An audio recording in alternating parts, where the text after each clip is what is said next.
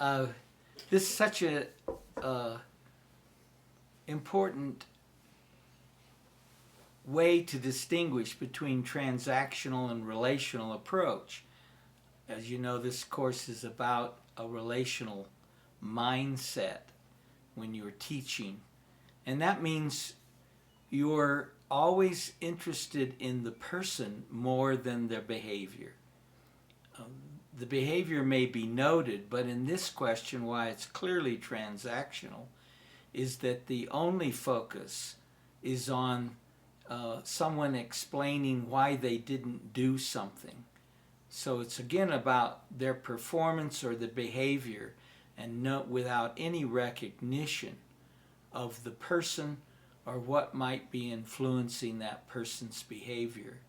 In a relational approach and putting the relationship first, you would want to acknowledge the person, activate their well-being, as we've mentioned in other parts of the course, and then maybe help with them examine behavior that is causing you or others some distress.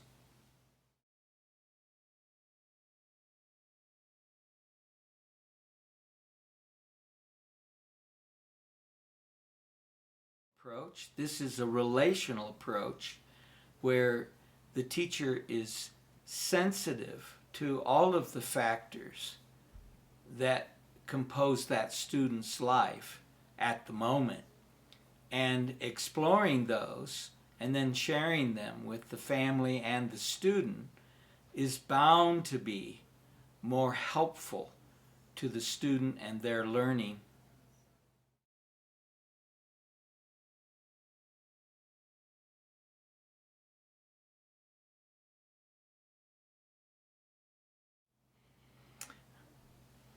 This combines both the fact that every context, every situation may have rules.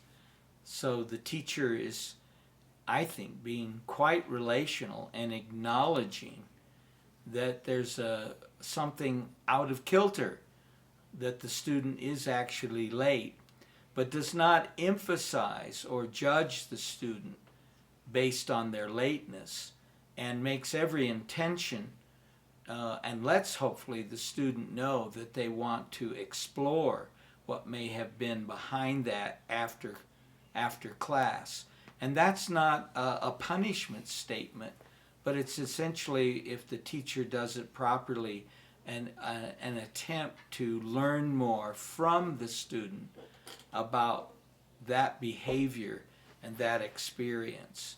Usually young people really appreciate a real inquiry with them out of the moment that explores their behavior.